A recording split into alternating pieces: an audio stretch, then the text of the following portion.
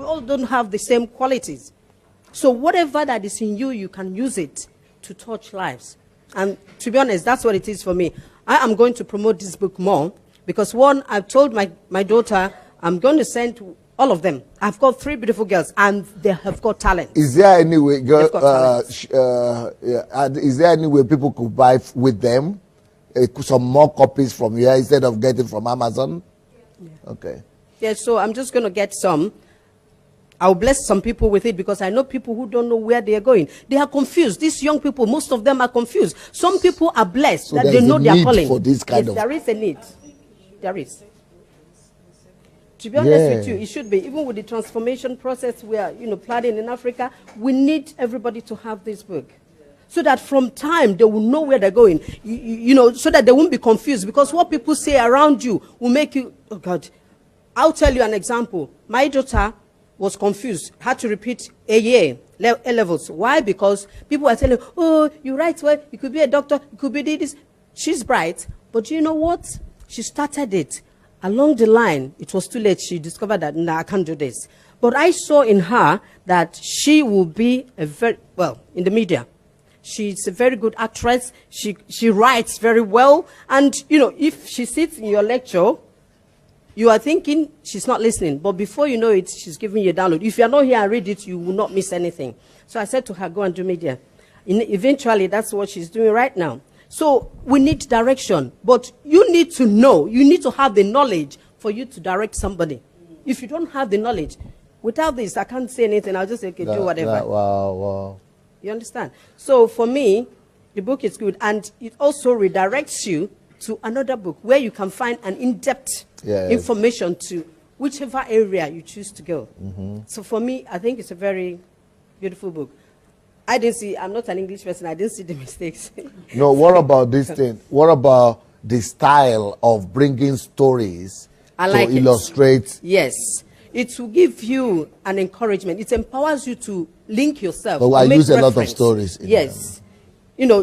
That's an encouragement on its own. Because if this person did it and failed and carried on, I can do it, So it's an empowerment. For me, that's the way I see it. So it's a very nice book. Thank you very much.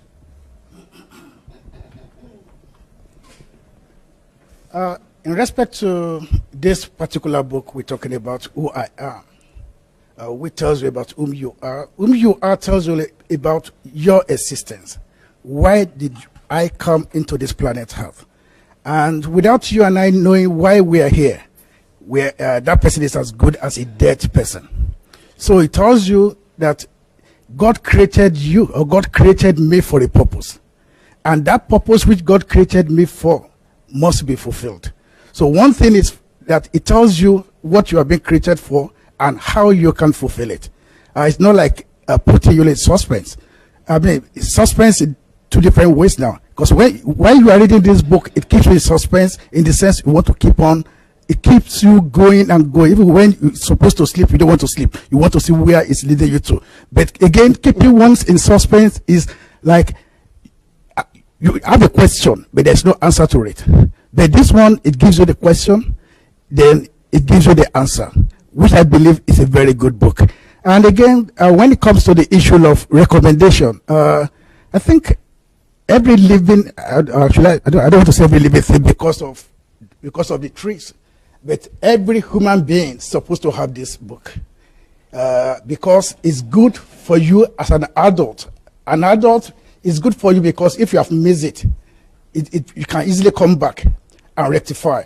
And again, too, for the children, teenagers, the young ones, is well recommended because it tells you about your future. It tells you about how you will not miss it. And having read this book, you will know that there will be less contention.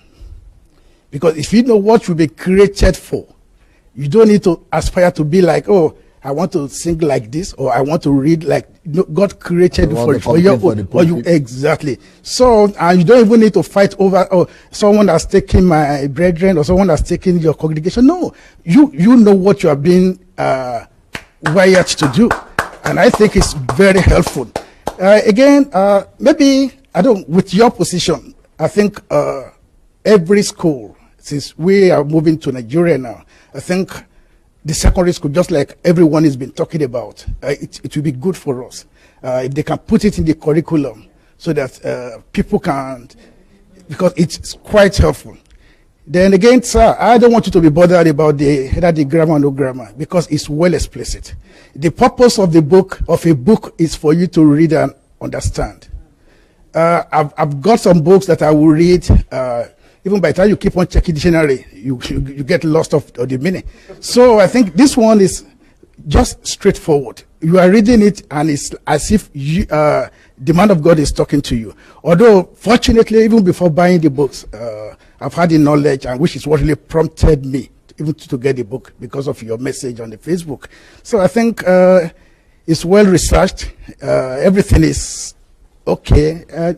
When it comes to the correction, there can be room for improvement. But as of today, the book is super, and I highly recommend it for everyone. Like I said before, I bought it. I've given them to my ministers. I gave one to my son, so that he will be able to know how to do. How to run with his life too. You got them on Amazon. I got them on on Amazon. So it's more expensive on Amazon. Yeah, although when it comes to that, yeah, it's more expensive. But initially, I wasn't thinking of coming here. So, and the best thing for me is just to get this thing. It's expensive. I think there are different prices for it. The one I bought it for $12.99 each. £12.99 pounds, yes, each. And there are even there's part of where they are selling it, they sell it for £24. So there are different prices for this thing. So, but I decided I choose on this, Amazon too. It's Amazon or another thing. I think yeah. So there are different prices. So there are different prices for it. But sincerely, the book is good and it's highly recommended. And even where you cannot get to, this book will get there. Even after this book will still be relevant. And it tells you how which is still part of the purpose of life. For you to be relevant to your generation, for you to be relevant to the generation yet unborn. I want to salute the grace of God over your life, sir. It's well researched, it's well printed, and the quality is good. The contents, they are just super. Then you are encouraging me. Then I'm going to get some other books to English too. Yeah, I think it's the best thing is, yeah. I think then I'm just going to go ahead and do it. Yeah, because if this is Google translation, because it's not just Google. It's not Google. It was translated through Google originally. Then it was given to editors. Yeah. 2, 3, 4 editors worked on it. But it's still not, I'm still not as satisfied as I would have written by myself. Yeah, but the thing is that there are references to other books in it, and I'm sort of hungry for those. Yeah, in they English. are already, so but they are just not in English. Yeah, maybe I think we should just do that, just to it will really because if you have to wait, you've written over 300 books, and to wait for that to happen may take another 5 years or something like that. Okay. So that will be, but to me, I appreciate the fact that you were able to prove that every human is a carrier of God, in the sense that you cited a lot of people who are not even Christians, or who were not Christians, or might not have been Christians. My best one of them is Steve Jobs, like I said the other time. And it goes to prove that the only difference between a believer and a non-believer is in where we spend eternity. So every one of us on the planet Earth can become a genius. Geniuses are not created sort of like, they don't drop from heaven. You have to become one. And so the book was able to prove that it doesn't matter who you are. If you, okay. So if you self-educate and self-develop, you carry that God in you to fulfill purpose. Yeah, the book is a very, I think is one of the best books I've ever read. Reason being is because it essentially is kind of like a manual kit for a person for starting their life. Because, generally, you know, in school or whatever, you're not really taught this type of thing to discover your purpose, to discover why you're here. You just kind of just go through the system, go through the motion of you learn this at school, then, you know, teachers tell you this is what you're supposed to be, this is who you're supposed to be, or this is who you are. And then it's like, it's almost like a form of,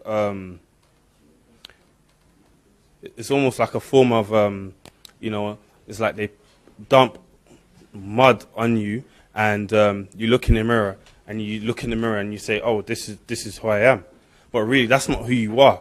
Who you are is who God created you to be, you know, your talents and the things that are born inside of you. So, you know, reading this book will allow you to scoop off all that mud that's in front of you and to reveal to you who you really are, and the power and the potential that you have as a person and what you can do. And then again, for example, a champion is a person that, you know, they always win, regardless of what the situation's at hand. So if you know you're a champion, regardless of what's happened, you know, maybe, let's say, for example, in boxing, maybe you're boxing, you're fighting, you're tired, and you want to just stop. But because you're a champion, you just can't stop. You have to keep going. Or maybe your arm, your right arm is dislocated, or your shoulder is dislocated, and you're still facing your opponent. But because deep down in your heart, and you know that you're a champion, even though you've got only one arm to fight with, you have to win. You still have to find a way to win. And that is knowing who you are, because you know you're a champion. So regardless of what's happened to me, okay, my arm's hurting, blah, blah, blah, I'm feeling this pain, you still have to win. You have to find a way to win, because that's the definition of a champion. A champion wins. Otherwise, you know, so knowing who you are will help you to be able to accomplish those things that you need to accomplish, because once you understand this is who you are, you know who you are, nothing will stand in your way. So, yeah. You recommend it to people?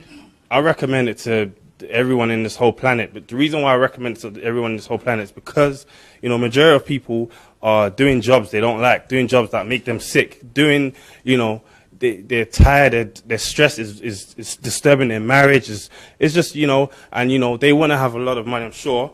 But, you know, maybe they're doing jobs that, you know, they don't have that money.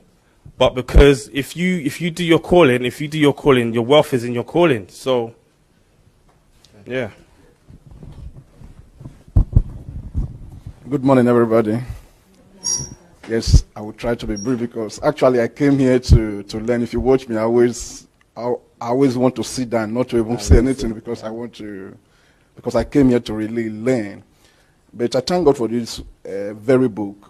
After reading this book, I saw that everybody is somebody, and everybody is somebody. Yes, That's well said. So in fact, I will recommend it for everybody, mostly those that are wanting to build a team. Okay. I will recommend it for the pastors, because you cannot be able to help somebody if you've not discovered yourself. And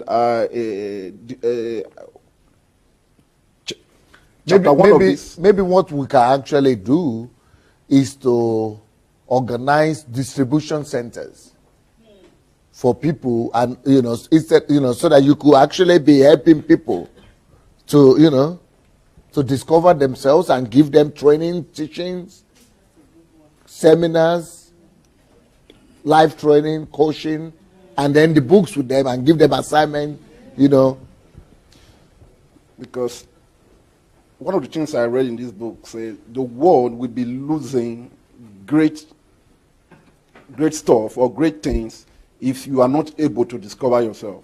So it's really challenging, and it's waking up something in me. So it doesn't matter where you are from. I'm thinking of where I'm from in Nigeria. A lot of people don't even know who they are at all. Because in that country, we have millions. I mean, I'm just pretty sure in Lagos, where people are just in the street, everybody just going up and down. Some of them have not even been challenged. So this book helped me to see that we are not supposed to be defined by our outward appearance. So what we have inside the extent that we are able to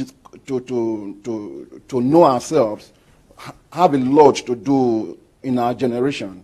And this book also helps me to understand that I have to be careful of the things that are allowed to come into me. Because anything that comes into my mind, into my system, has a lot to do with the way I approach things or interact with people. Very good. So this book, in fact, I will recommend it to everybody. It's what everybody has to get. Wow. And it will help us to build a better society. It will help us to build a better home. And those that are wanting to go into business, it's even a good foundation for you. Because if you're able to get the stuff in this book, I think it will help you a lot and make you to make money that you are struggling to get. Thank you. Thank you. Very good. Okay, I'm going to give my testimony very briefly about what I got from this book specifically. I'm going to say there are 3 parts that really are helping me out and are changing my vision and my life, which is how to define who am I. That's one of the things. The other thing is how to work much better and more effectively with the belief systems, the belief and value systems, because that is very important. There are beliefs, positive beliefs and negative beliefs, but most of the people tend to think more in the negative realm than in the positive realm. I don't know why, but I think it's because we are lack of commitment. But when we really know that, we are going to be more able to think positively and act more positively. And the other part is how to treat complexes. Humanity is full of complexes, but we don't understand that. And sometimes, I'm going to say most of the times, we don't recognize that. That's part of the the rich information that is given in this book by Pastor Sunday. I have found this book so important to read it and to assimilate it that in one of my seminars going on, and I had to suspend it while I am here, I left this group. There are more than 25 people reading this book specifically. Wow. Right? I haven't finished the reading over there, but I told them this is a very good book and you have to read it while I am away. And there are other people, I have several people in the States that they call me to, for certain kind of counseling in terms of finances and that kind of stuff. And I have given them The Money Won't Make You Rich and this book as well, because out of the books I've been reading, and I'm reading more and I'm getting more knowledgeable about what you have written, because my experience from other books, other authors, is that in this case, it resounds really a lot with me because we are talking about principles. Amen. People Amen. don't Amen. talk, don't think, and don't live with principles. And I think that the weaknesses in our world. So, thank you. Thank you very much. For me, I'd say it's a book for everyone. And if a person hasn't discovered their purpose, if they don't know who they are, it's a good place to start. And if somebody's already running and doing things, coming back to this book or coming back to this topic will help you reorganize your life to become more productive. Will help you reorganize your life so that you become more productive. Yes, if a person, many people out there doing jobs, doing things they're not called for. One of the things that Pastor says in the book is that until you find who you are, until you find your gifts, you'll remain poor. You can only excel in the area that you've been created for. So, so you can come to this book. There are lots of exercises, which I haven't been able to go through because I've got it on the Kindle, so you can get it on the Kindle as well. So I'm looking forward to going through the exercises to get more benefit from the book. What I also found quite helpful were the stories. Because sometimes, for instance, you might you might think you know who you are. You might know that you might have found an aspect of your purpose. But what I found was it helped me fine-tune. It helped me refocus or fine-tune some walk in alignment or get better alignment with who I am and what my purpose is. And the stories were so helpful. Pastor put a lot of biographies in there because for me, it's the stories that were quite helpful, the entrepreneurial ones, because so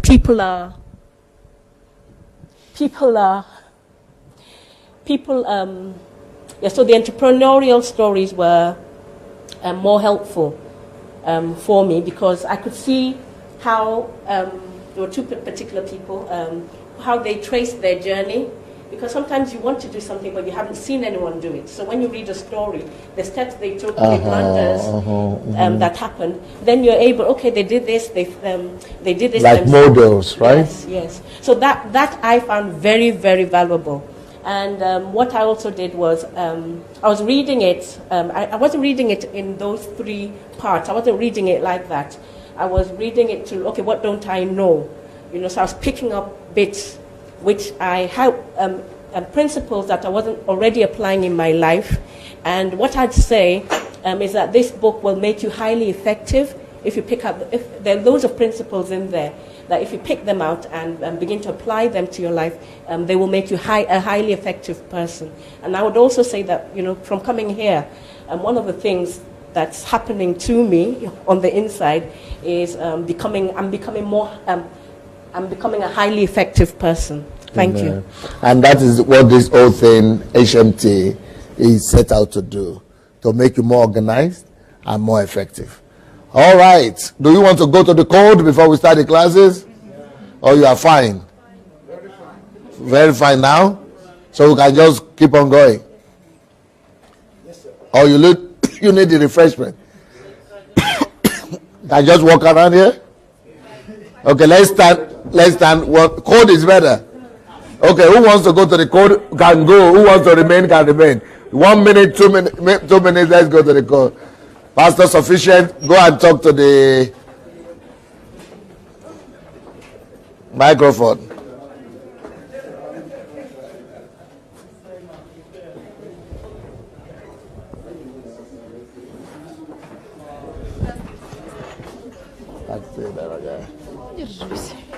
Да, нам надо как-то пообщаться, найти время. Just a very brief break. Спасибо. 1 to 2 minutes. People need to walk around before we start the wonderful topic for today. As you can see, all the while, people have been talking about what they learned from the book, Who Am I? People have been talking about what they learned from the book, Who Am I? We've not said the topic for today. It's going to be an awesome time with Pastor today. I can promise you that. So stay put.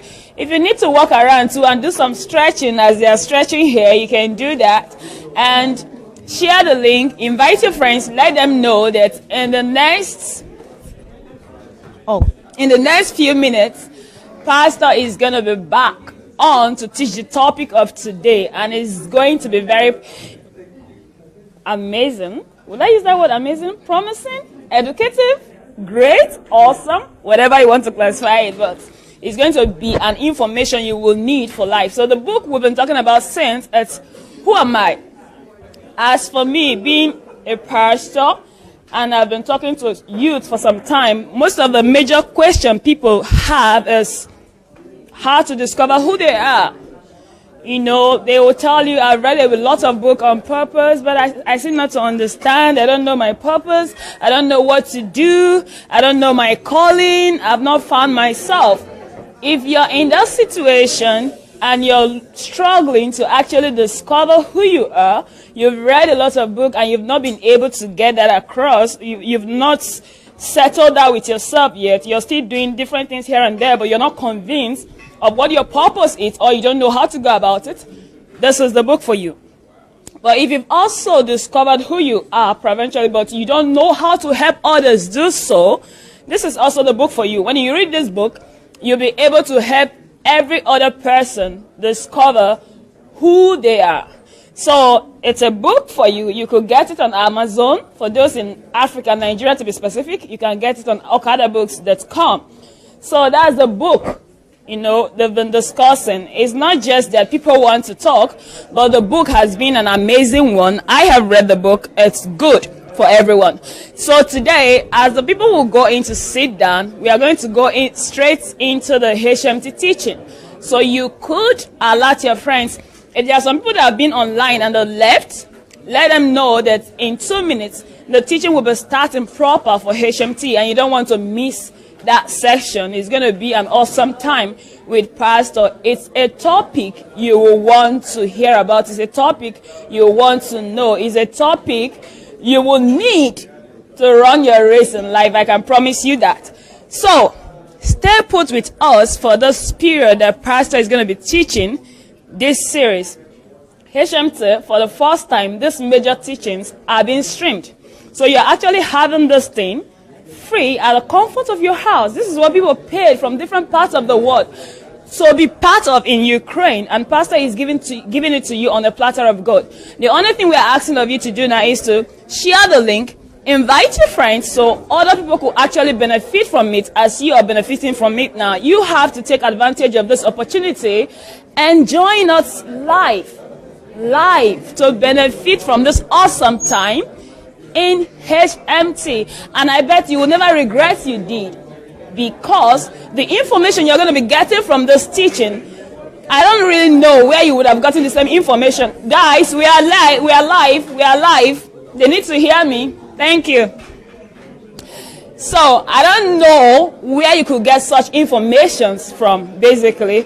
Very few people might have access to those informations. That's if they do, like I said yesterday, most times we pay huge amounts of money for different seminars, and we don't get quarter of what we are actually looking for from those seminars. But here, Pastor is packing so much information for us. And guess what? It's free of charge. So all you need to do is to sit down, concentrate, reduce distraction, and get everything you need to get. If I were you, I would take my notepad and record. So, yeah, Pastor, I think we're ready.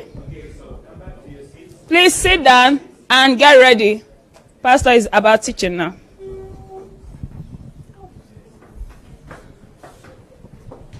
Oh, sorry, you have that. Tell him to put something on top. What is that? Pin it to the top. So this is the first one that is on top. He knows what it is.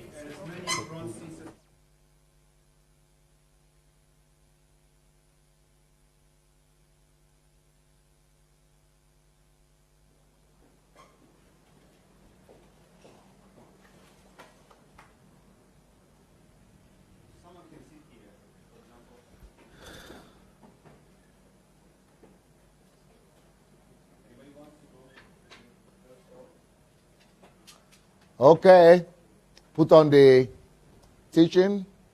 Why is the microphone is going to read today? Huh? Who wants to be reading? Who has a big voice? You can read. Okay, you have to sit in front then. Or there or here.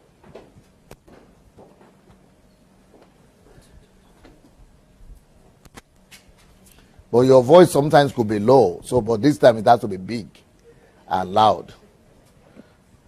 That's what we need now. Okay, you put off the light. Is it off already? Okay. Yes, please. Right. The most important principle to accomplish your goal. Right. So that's the topic for today. What is the most important principle that will help you attain or accomplish your goal? Number one, never base your decisions on your limited resources. Even if you don't have anything, you can fulfill any dream. If you cannot see the solution, it means you've not found it in your head yet. Never leave your dream just because you think you do not have something to start fulfilling it. Okay. Now, there are a few principles here that you need to get. The most important truth here is never base decision on your limited resources. never come to the conclusion that you cannot do something or you cannot attain any goal or something is impossible. Why do we normally think that something is impossible for us to do or we cannot do something? It's mainly based on the fact that we think I don't have one resource or the other. Well, the fact that you don't have a resource or you don't have one thing or the other is not an argument as far as I'm concerned. Nothing is strong enough to stop you from fulfilling your goal or vision. And especially when you are thinking that it's just for lack of the resource that you think you cannot accomplish your goal, that is just because it's because of what you don't know. Lack of resource is not an argument strong enough for you not to fulfill your goal. And the reason why you think that lack of resource is an argument strong enough is because of limitation of your mind. It's because of what you don't know. So that's why we're saying, if you don't have anything you can, if you think that you cannot do, even if you don't have anything, you can fulfill any dream. Now stop and ponder on that. Even if you don't have anything, you can still fulfill your dream. Who was here yesterday when I spoke about systems? And I said, even if you don't have anything, you only have you. Even if you are the only resource, you can still fulfill your goal. For you now, that begins to make sense. But for it to really make sense, you need to connect what I taught yesterday and this statement. You need to connect the two together.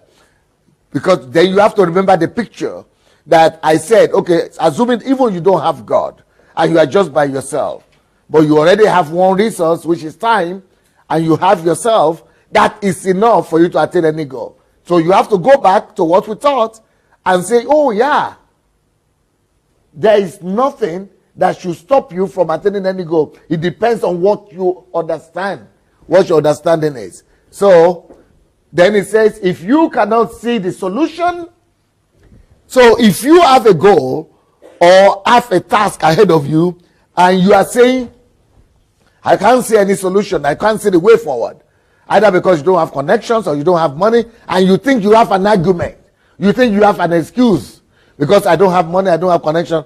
It is still not the lack of money that's to blame. It is still not lack of the connection that is to blame. The only thing to blame is that there is something you don't know. There are some tricks, some understanding, some insight that you don't have. That is why you are struggling. If you cannot see the solution, it means you have not found it in your head. You don't have understanding. There is no limitation in life apart from the limitation of the mind. The only limitation you have in life is the limitation of your mind. What you know and what you don't know. What you understand and what you don't understand. So, conclusion, therefore, never leave your dream. Never abandon your dream just because you think you do not have something to fulfill it. That is not an argument. Go look for knowledge. Go look for insight. And insight, understanding, dream will attract everything else. The goal, understanding, insight will attract the money, the resource, and every other thing. Go ahead. Much that critical. You will never have everything necessary to fulfill your dream. Never base your decisions depending on what you have at the moment. Whatever you have, it will never be enough to fulfill your dream. Okay, this is the second truth you must know in fulfilling your goals and dreams. Just assume ahead of time, and this is for everybody. If you say, okay, I don't have enough resources to do what I need to do, that is just, you are in a good company. That is just the way it's supposed to be. And that is the way it is for everybody. No human being ever has all that they need to fulfill their dream at the very beginning of that dream. Nobody starts out with ready-made provision. It never happens. It's an illusion to think like that. But sometimes that's what we want to think. That is what we are expecting. We are expecting for everything to be ready for every provision to be there, for every resource to be available, then I'll be ready to go and do it. It doesn't happen. God just makes it to happen like that, that you will not have everything. You will never ever have everything ready. And the reason why is because you need to depend on God. You need to be able to trust God. You need to be able to have faith. You know, a lot of other factors why you will not have everything ready just right now. So you will not have everything ready. So my question is there anybody here that wants to do anything, but you don't really have everything you need ready yet? Yes. You are in good company. That is where it starts. That is normal. That's the way it's supposed to be. Don't be scared because of that. Don't let that scare you. Don't let that think don't let that make you think that then is an excuse why you should not do it, because no. Everybody that have done anything, they all started from the same place where they never had enough resources or any resource to do what they want to do. At least you will never have everything you need to accomplish your goal. But you have to start first with whatever you have. Even if whatever you have is just you, or your knowledge, or your skill. But you have to start first with what you have before everything else comes. So that's normal. Don't stop because you don't have everything you need for the fulfillment right now. Next one. Number 3, desire in your heart. If God gives a desire, a vision in your heart, it is a sign that this matter has been completed before God. So if you don't have any reasons to accomplish the dream and the goal, what then makes you to know that you can even begin to start in the first place, to move ahead? At least desire. If you have as little as desire,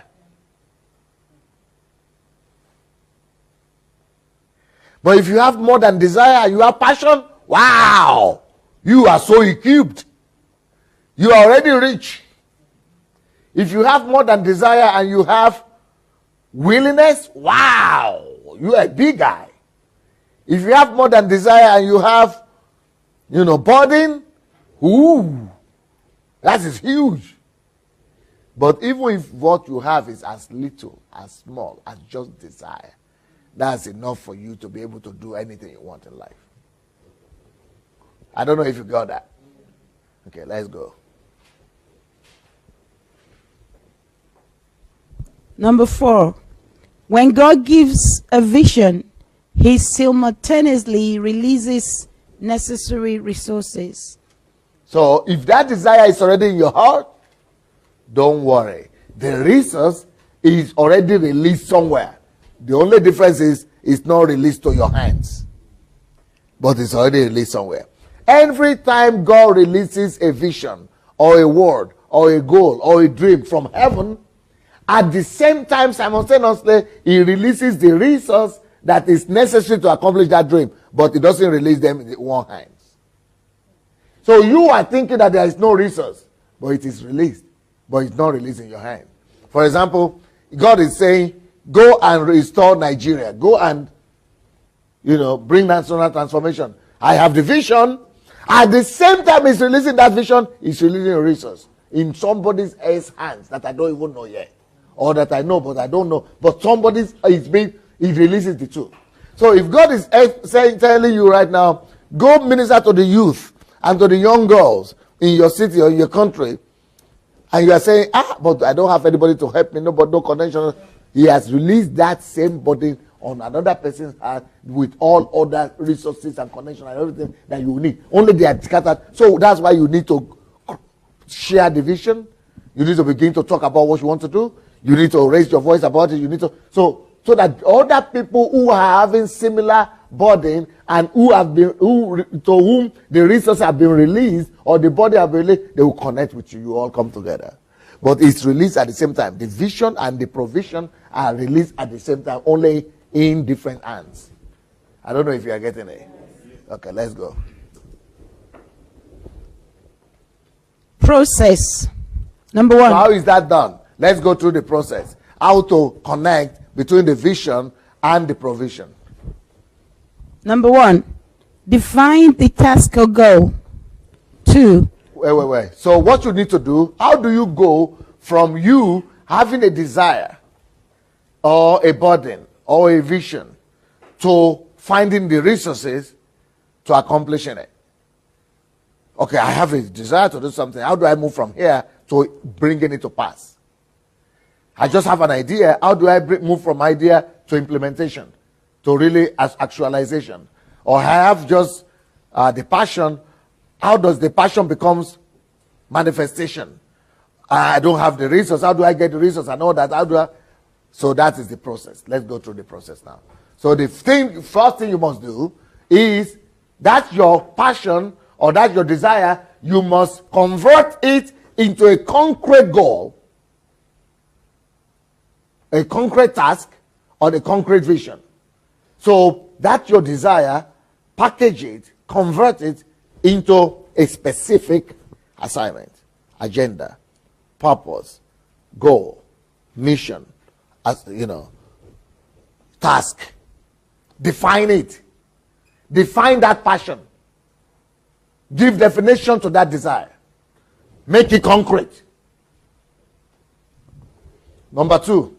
Number 2, define the preliminary time limits. Just like yesterday, I told you yesterday, tell yourself or answer the question, between what time and what time do I want this to be accomplished? Okay, if my desire is to reach out to the girls in Dublin or in Ireland, I want to be able to reach out to at least 100 of them.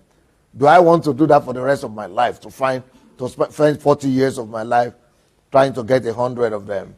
Or I want to get 100 within a year or within a month? So find a time limit for the passion and for the desire that you have in your heart. Next point. Number 3, conduct a detailed research of the matter and topic. So now that you have defined the assignment and the task that you want to do, and now that you have defined the time limit or the scope of the time that you want to do it, now go to work. Go to work. Where do you go to work? Go to work on the subject matter. You have the definition. You know what you want to do. Go just on Google. Girls in Norway, in Dublin. What are their problems? What are their challenges? Why do they behave like this? Just go on research. Google is now available. You don't need to go to the library or anything. Just go to your computer, so research everything, and make sure that you get to the bottom of the matter.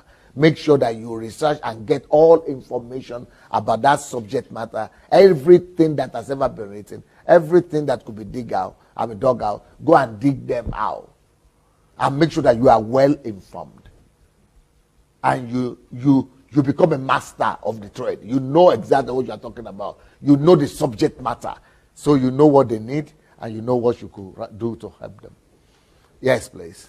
Number 4, write out a step-by-step detailed system to reach your goal. Okay, now that you know all this information about this problem, let's say the problem about women, about girls in Dublin. Now you say, okay, now you have all the information. Then you put them in a systematic way. You say, okay, there are 350,000 girls between the age of 18 and 25 in Denmark. And 10% of them have this problem. 20% of them have this problem. 30% of them have this problem or that. Where do we find them? They are all normally in the pub, or they are normally in the discotheque, or they are on weekends here, or they are somewhere. 20% of them are in schools, 30% of them are in colleges, and this is where they could be found. Okay, what are the things that interest them? How can I reach out to them? What do they like to talk about? This. So you create a system about that problem. You put them in concrete, like I showed you yesterday. I already showed you yesterday how to build system. So build system around that subject and around that problem. Yes.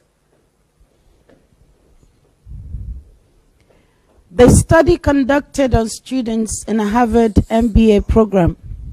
The students were asked, have you set clear written goals for your future and made plans to accomplish them?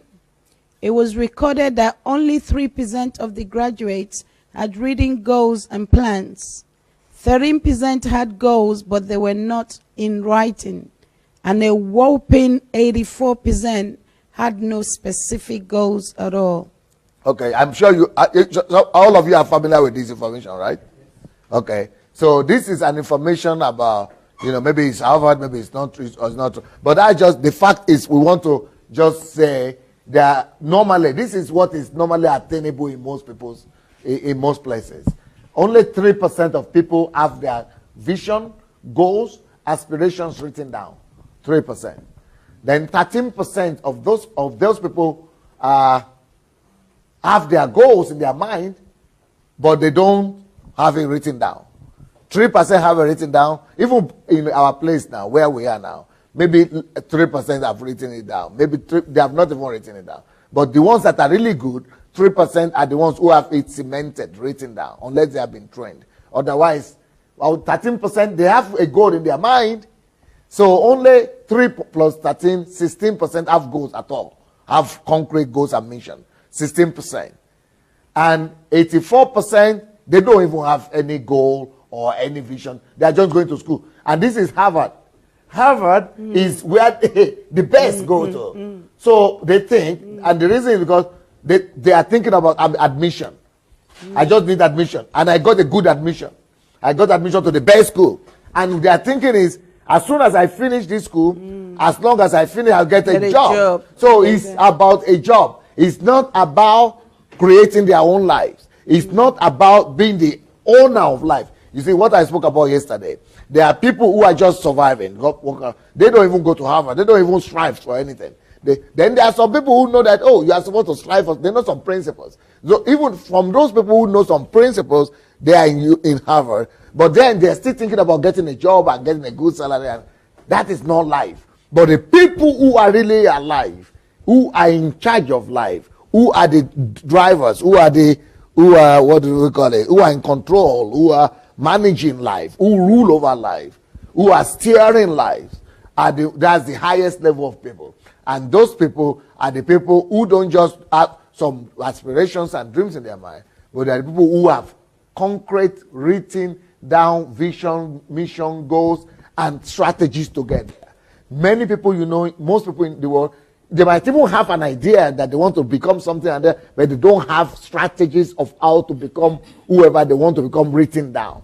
Not just the dream in their written down, but strategies of getting there. And that's where we are going to with you. So to be able to actually be in the top 3% of the world that don't just have some vision and aspiration, but have strategies on how to become and get there. So even if you have just that, you are already going from 84% of the world to 3%. Yes. And this thing is MBA, not even first. This is not even first degree. This is MBA. 10 years later, the findings were as follows. 13% of students who had goals were earning, on average, twice as much as the 84% who had no goals at all. So even though this 13% that we are talking about, they didn't even write it down. They didn't even write the goals down, but still look at the result.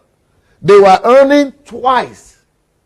So we are looking at those people and say, my son is a good something, graduate, he's finished, immediately he finished, he got a good job, and he's in top managerial in a bank. He's a manager in a bank, or he's in a good place. He's going really good. We are praising them. We are thinking they are doing really good because he has a vision. He already knew what he wanted from secondary school.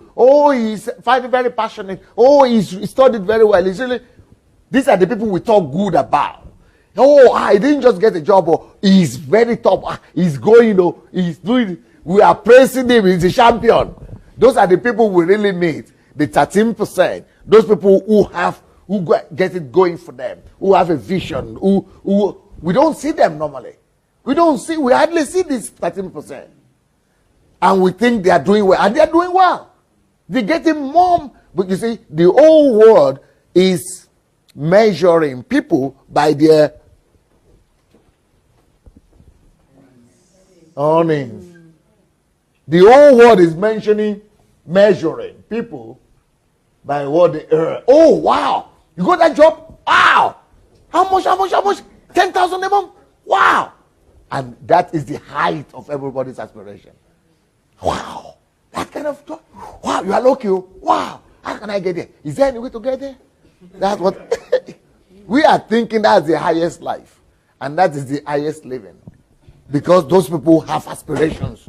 They have dreams. They have goals. They have passion. But that's just 13% of people.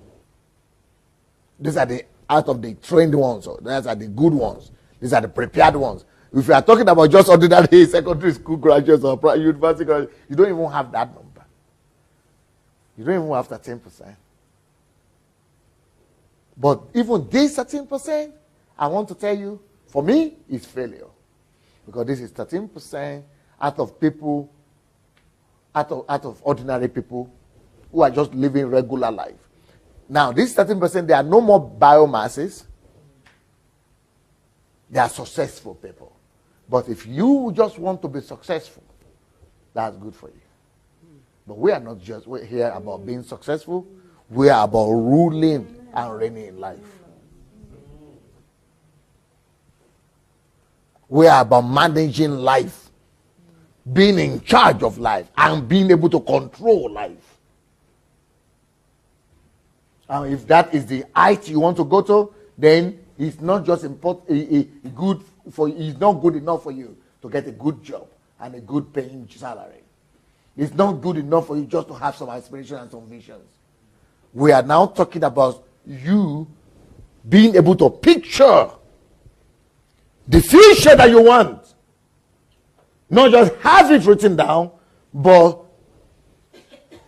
explicitly explained. The path to it charted out. And 75% of the plans and the way to get there is already written down. Then you become in the top 3% of the best people in the world. But most people get satisfied at the stage of getting good pay, good salary, and being higher than their mates. If that's what you want, good job, good salary, but be a slave forever. Good for you, but I don't think it's good enough for the kingdom. Let's continue. Number 5, look for the experience of other people. Let's go back to where we were. Read that again before we continue. Yes. 10 years later, the findings were as follows. 13% of students who had goals were earning on average twice as much as the 84% who had no goals at all. You got that right, yes? Okay, then let's see what happens to the 3%. 3% of students who had clear written goals were earning on average. Now, what is the difference between 13% and 3%? They had written goals. Ah? Clear written goals. No, I can't hear. Of course, not just the goal. The word is goal, written goal. Clear. But what that really means is the charted path, systematic way. The goals are written, but that is not even the big thing. But what we told you yesterday, how to go from the goals to achieving it. Systems.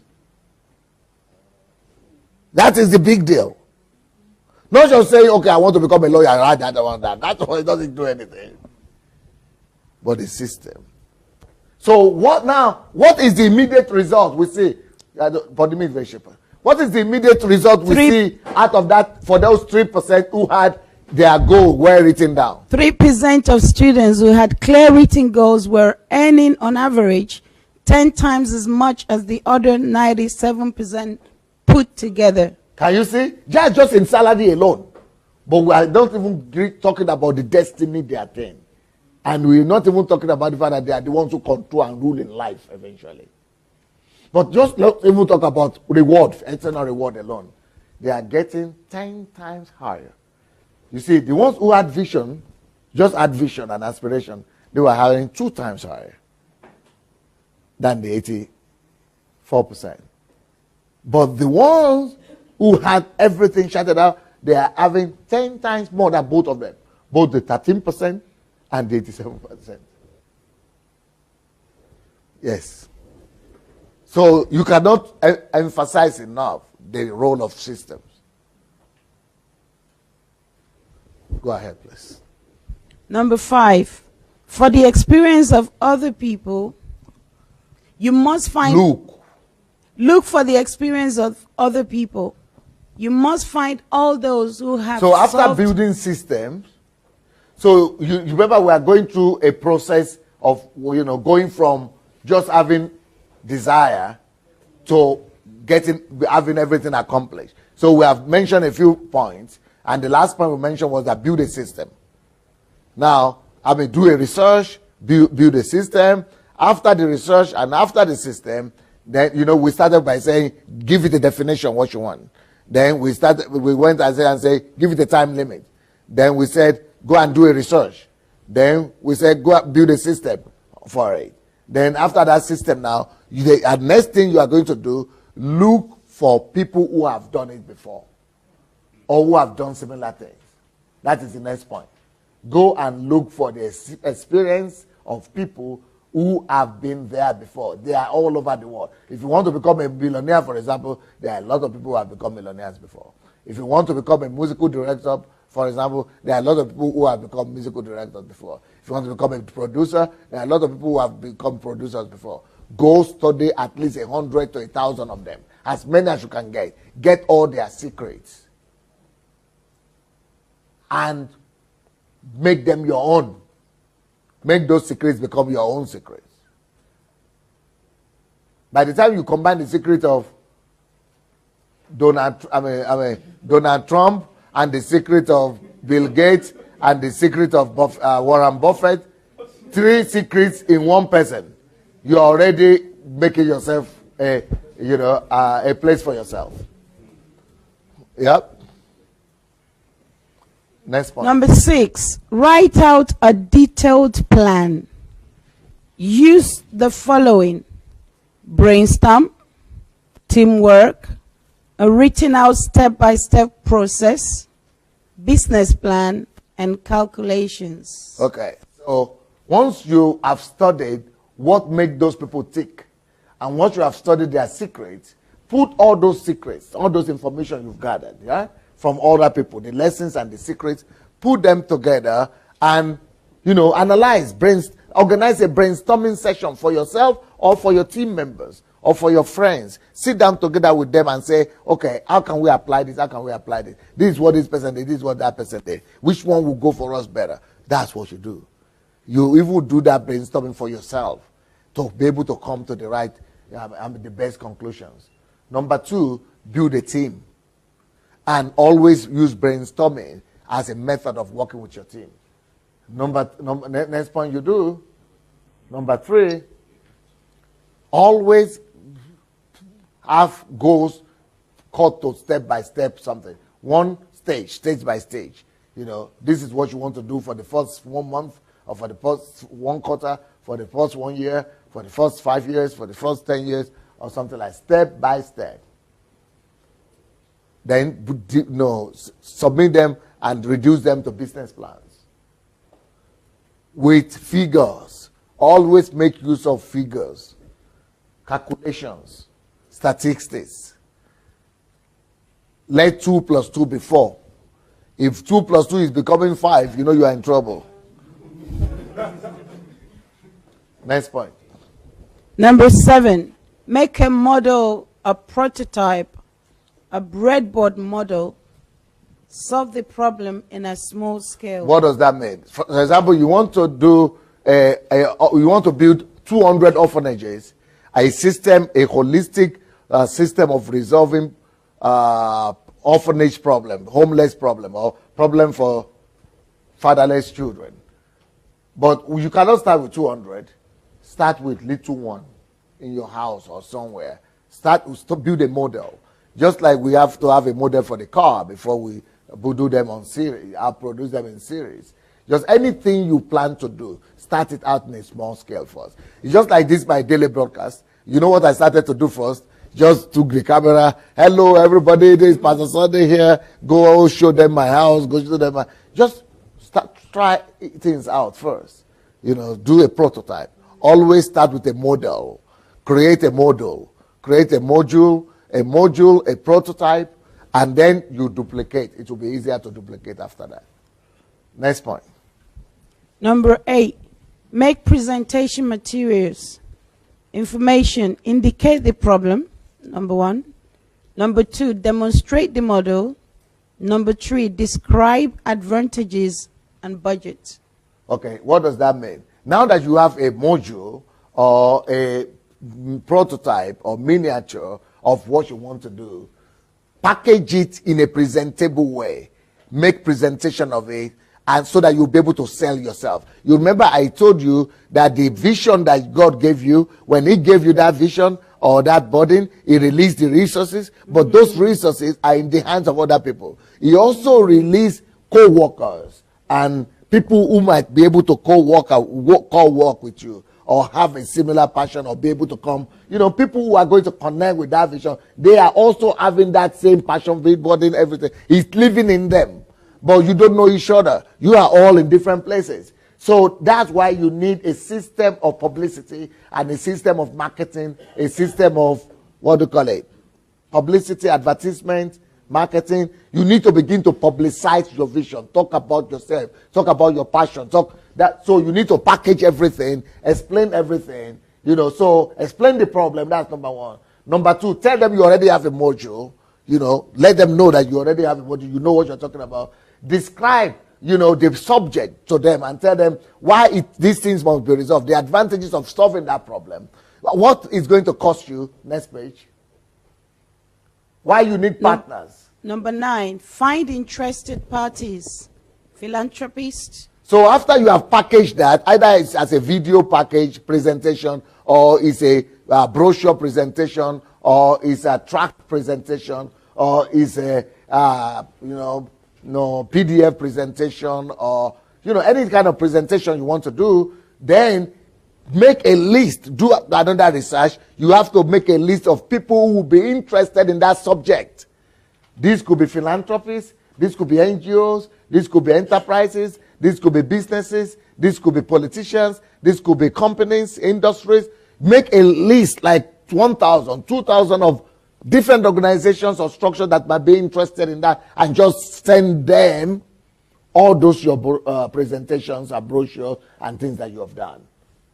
Or go and publicize to them. Are you following me? Yes. Okay. Go ahead. Number 10. So now, let's stop before you go to number 10. So are you now seeing how we are moving closer from me just having vision or goal or burden into now connecting with different people?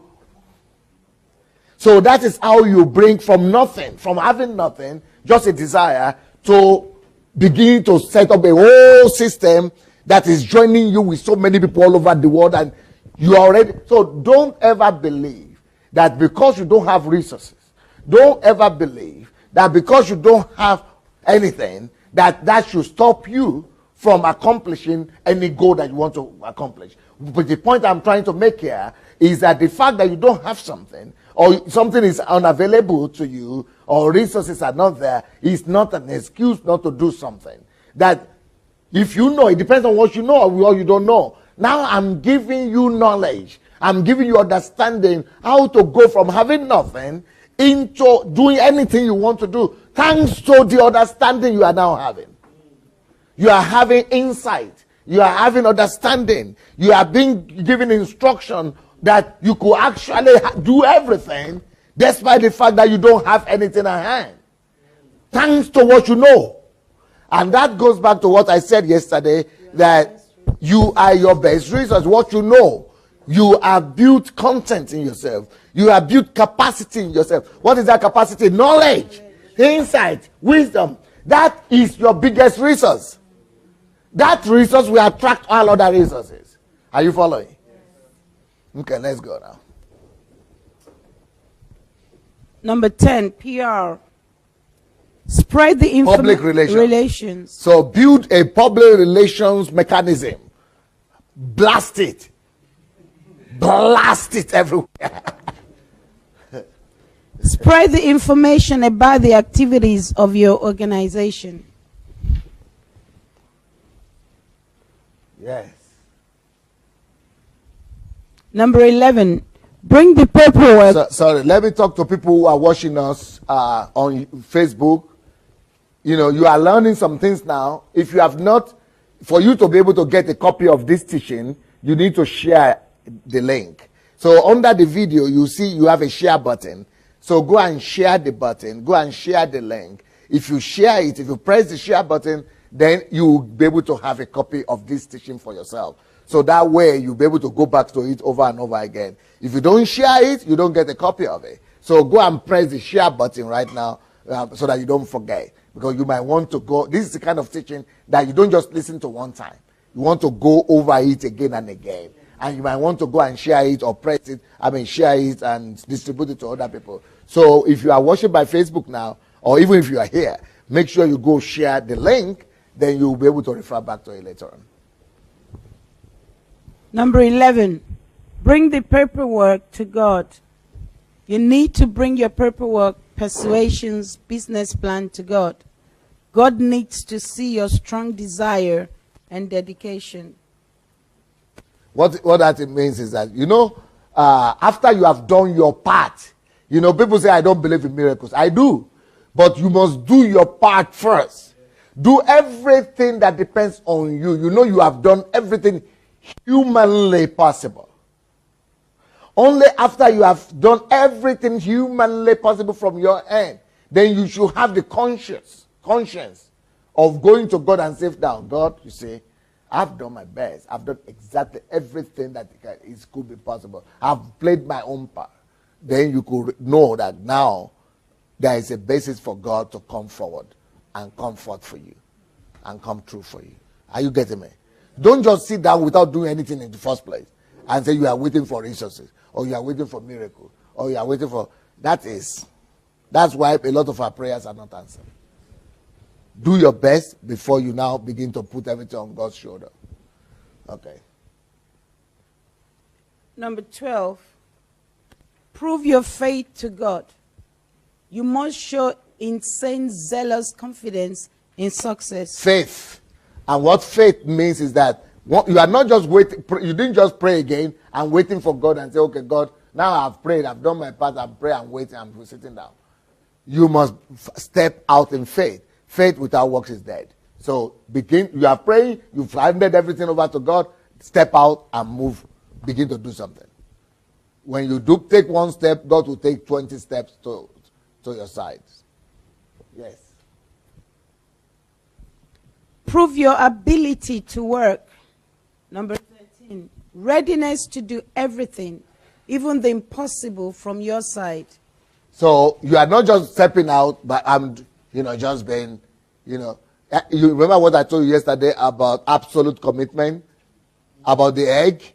The egg doesn't get cooked until it is absolute, 100% commitment. It has to be 100 degrees. So go and give it the best shot. Go and try your best. Work as if your life depends on it. Work as if there is no God at all on earth. As if everything depends on your work. And then trust God as if you didn't work at all. As if everything depends on God. Number 14. Expect a miracle. Now you are qualified for a miracle. Now you are qualified for a miracle. Now you are qualified for a miracle.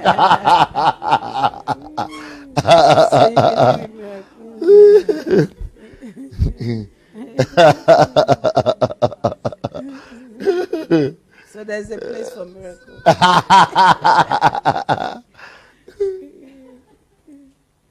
Okay, can you read that? Yeah, it is possible. No, start from the beginning. 14, expect a miracle. It is possible only when you've done everything So miracle necessary. is possible only when you've done everything necessary. Okay. Study conducted, a system built. So you have studied, you have built system, you have done everything from your side, you are working hard, then you can expect a miracle now. Yeah, go ahead. Number 15, prove to God that all work has been done. Yes. You know everything on the subject. Yes. You have developed a system. Yes. Go ahead. Number 15. Again, for people who are watching us, go and press the share button to get a copy of this message. Go and share the link. That's the only way for you to get a copy. So we are finishing this subject now, and we are going to take 2 minutes break, and we are going to deal with the second subject. All right, but we are not going to go out. The break is going to be in testimonies. So put on the light. Not 2 minutes, but maybe 10 minutes. Put on the light. And I want to hear back from you the response. I want to hear your responses. If you don't come forth, you are going to all stand. So what did you get from these subjects? From this? What I got, I still want to refer to a Bible passage that says, my people perish because they lack knowledge. Please open the. Because most of us, most people start from the miracle. Without doing anything. Without doing anything.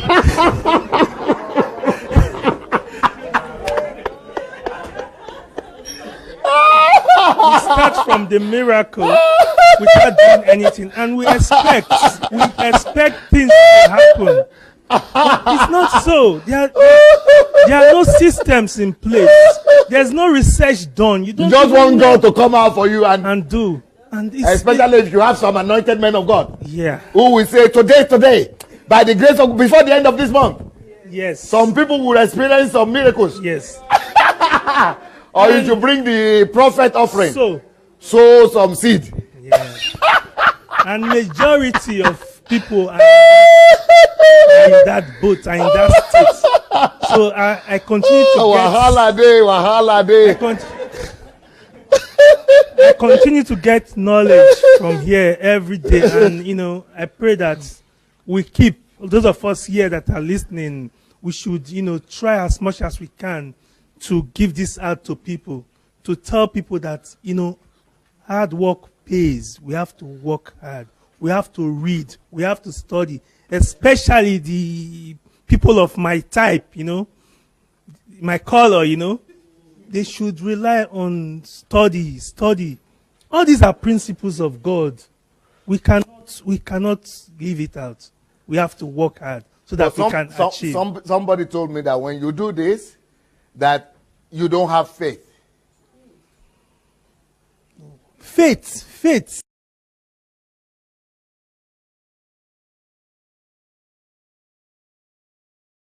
Work. Faith will not, so. Faith without work is dead. No.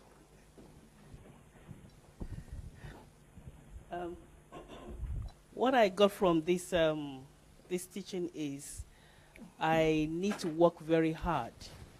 As we can see, Jesus worked very hard when he was on earth.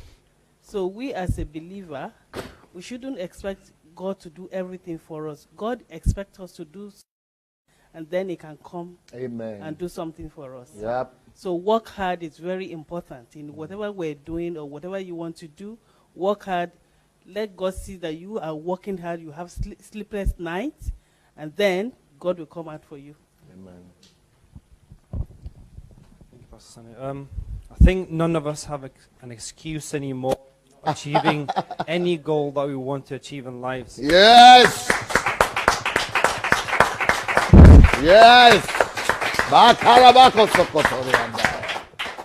Everything's been written. If in 5 years you are in the same place you are right now, this is your own fault because you are not willing to pay the price to get to where you want to get. You expect a miracle without putting in the work. Thank you.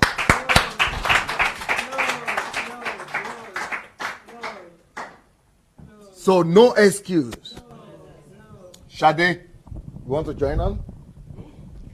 Okay. I hear people saying work hard. I mean, I've worked hard, and I know a lot of people who have worked hard. But this and is still, work smart, right? Exactly. You know, where you work hard and there's no results because there's no system.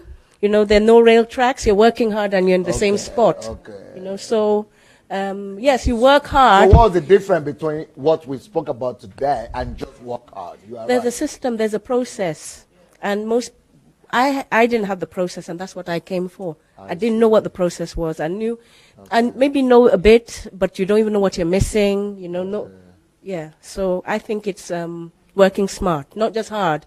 Yeah, work smart, get your system, and work it. That's interesting. That's a very good observation. Very good observation. One of the things I gained from this lesson is a lot of people,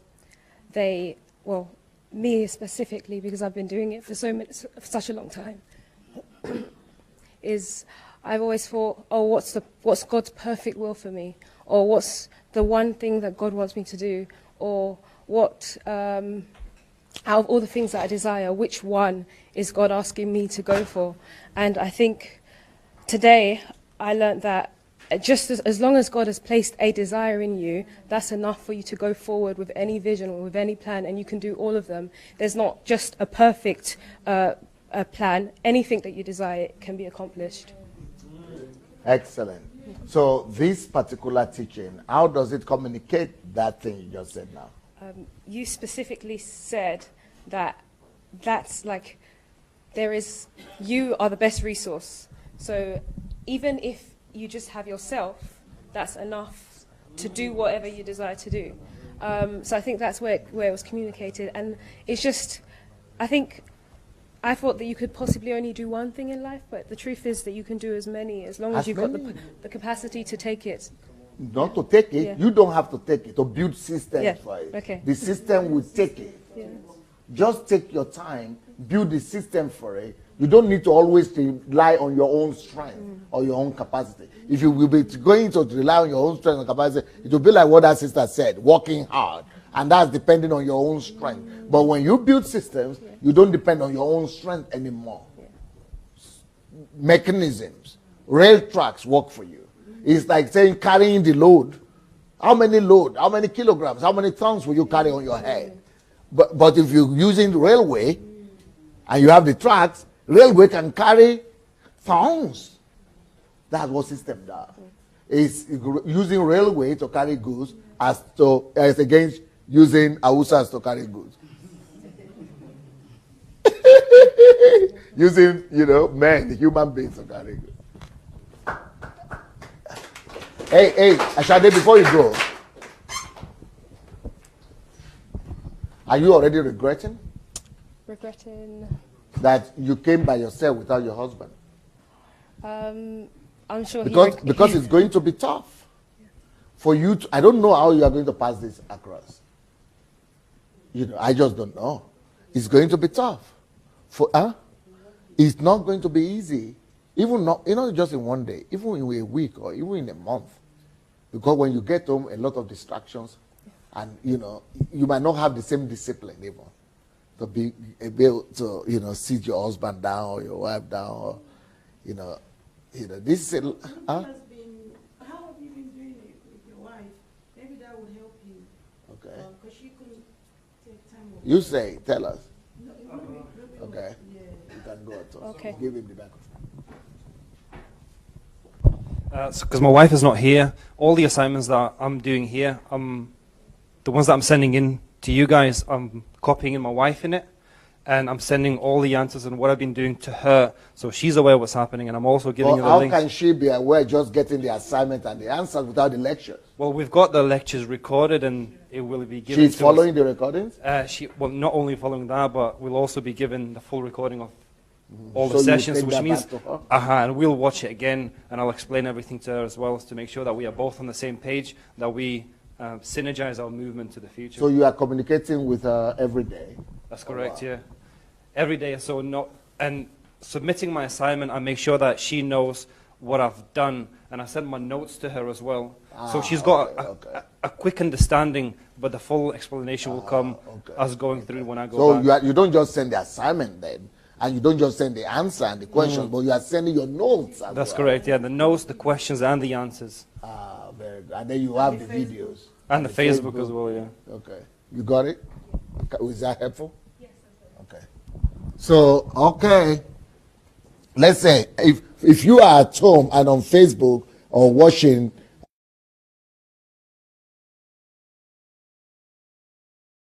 just for you to know that we care about you as well, make sure you first of all share those and get a copy for yourself, and then the people here who are going through this HMT might be able to help you, somehow. If you can connect with them, they might give you the other materials after all. So we have the second class. The second teaching today is going to be called Make Your Goals Clear for Achievement. Make your goals clear for achievement. Because you people say you came here to learn to function effectively, to learn to really attain goals and make things happen. Okay, rather than just preaching. Exactly. But how to actually make things happen. Make your goals clear for achievements. Next point. Setting goals is not enough. Establish clear ways to achieve them. The most important part in setting a goal is its achievements. Because if you're not going to achieve them, what is the good in you setting them up? Okay. The necessary steps to set a clear goal. Step by step. We're going to be giving you step by step steps. Okay. Go ahead. Number 1, make a clear description of your dream, goal, and desire. You already know how to do that, right? Okay. Now, stop. Now what we are going to do is I'm going to ask you, one of you or two of you, to come and describe the importance of goal setting from this same story of the Harvard students. So put on the light, and we will need 1 or 2 or maybe 3 of you to tell. We're not going to repeat them, but we want you to come and repeat, because I've already said that in the previous class, and I'm intentionally repeating that here so that I will know what is your catch, what you got from that. What are the key principles from that story, the Harvard MBA student story, in goal setting that help them to what makes the difference in them? Those are 3 groups of people who want to help us. Please come. I need 3 people. 3 people. Rise. 1, 2, 3. Who is the first person? Otherwise, I will ask all of you to stand now. Yes. Yes, I've realized from that there is something magical about. Make your microphone this way. There's something magical about setting goals and having a system in place. Because the 3% that had a clear goal set up with a system to implement. Don't just start by saying the 3%. Tell us as if we've never heard the story before. So, start from 100%. Okay, so this research was conducted on MBA students at that's good. Harvard That's the way University. to do it. And out of the total, only 3% had a clear written down goals with a system to achieve. 13% had goals, however, they didn't have it written down. And then the majority, 84%, had no clue. They didn't have any goals. So their aim was to go through the course, graduate, have their masters, and then go and look for a job. Is that the way it is in real life? I think it's a representative of what real life is about. Yeah. I will support that. I will concur with that, because this was done with students who we will all expect to have goals set and then have a system to implement, because they are in a top university in the world, And MBA is, top of all the highly sought after courses at universities. So we can guess what will happen to the average person who doesn't go to university. So I think it's at worst we can say it is a good representative. Okay. So looking at, I don't know, but from my understanding, I think those 3% were better. They were they were happier, they were more fulfilled. But if we are looking at objective, measurable things, I think earnings, was what was used. And in terms of earnings, the 13% who had written down their goals were earning two times those who didn't have their goals written down. Maybe not necessarily wrote them down, but they at least had them. They had these goals, the aspirations. Yeah, they were earning twice. Yes. But the 3% who had written down their goals with a system to achievable goals. Yeah, they were able to attain 10 times that of those who didn't have their goals. Okay. But then you have to emphasize to us, what are the importance? What are the deficiencies? What are the advantages? What are the disadvantages in each? Why those differences in results?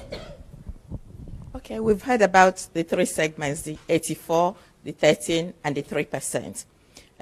Now, just to go back to what we have used, or prior to coming here, I probably will definitely be in the 84%. Which means you had the desire, you've heard, but didn't take down much notes. As much as you think you have retained, by the time it comes to getting back to implementation, things are not as, one, you will not even have the passion which you had at the point in time. So closer, your microphone closer. Yeah. So things, you're not as hot. By the time you want to even put things down, and if you try to make the effort, you're not going to get everything down. The 13% that noted things were successful in every term without really knowing that we're supposed to be sons of men on earth as to, get proper breakthrough. So in terms of worldly things, we'll say, yes, they were successful, but they did make some effort. Talking about the 3%, which is what by this time, we are all at that point. They understood systems. They talked about achievable goals, wrote it down, linked it to timing. So it's not just about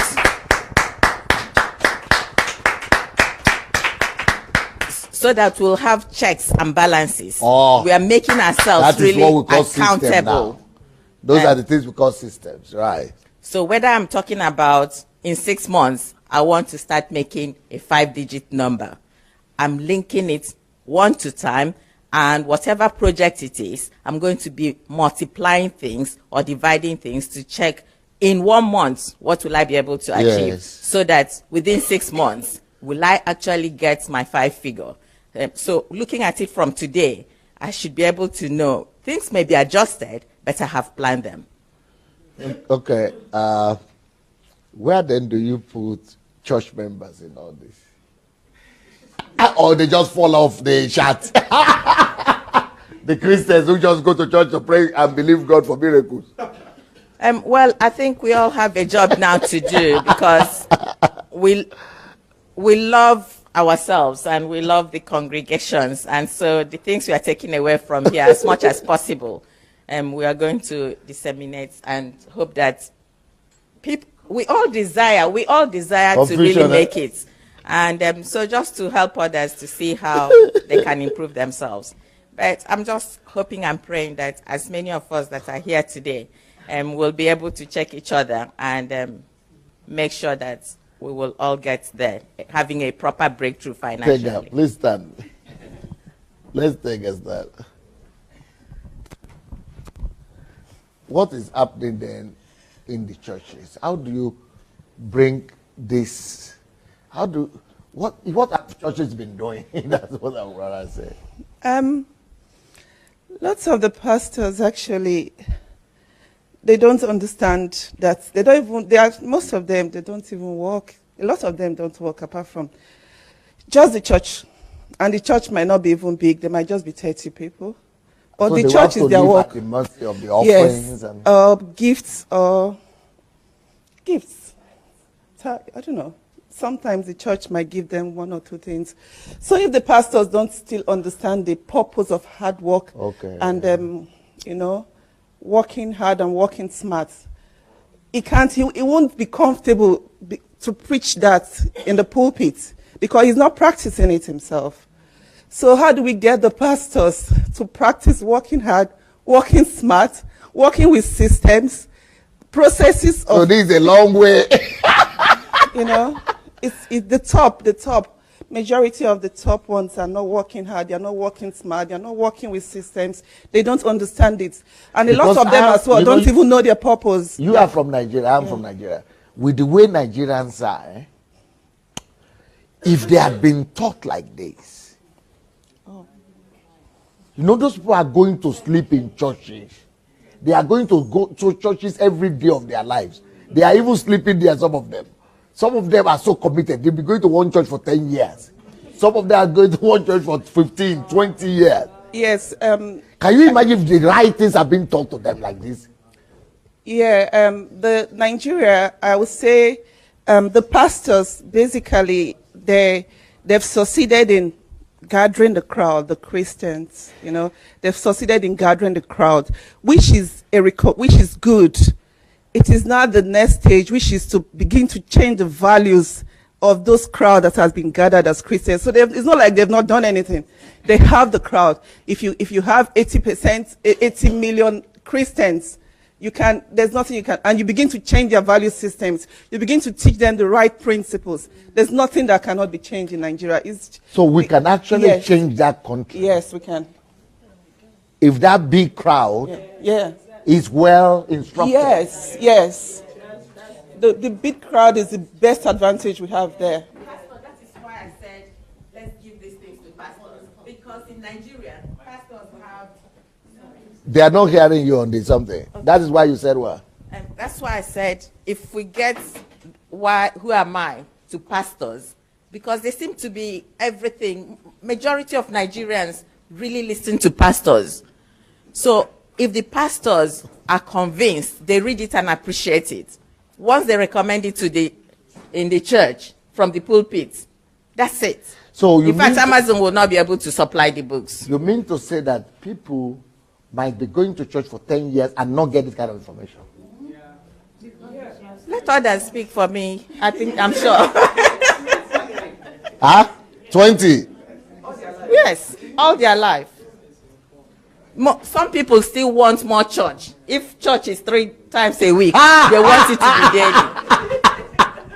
I don't know if I'm the only one. I've often times, reiterated and said it that, as opposed to, and I'm not saying we're condemning pastors, it's just the reality. No, I'm just looking at the potential. But the thing is, the best way to succeed in this is to get pastors involved and reorientate pastors and make them feel appreciated first, because like Sister Tega said, it's not that they've not been doing anything.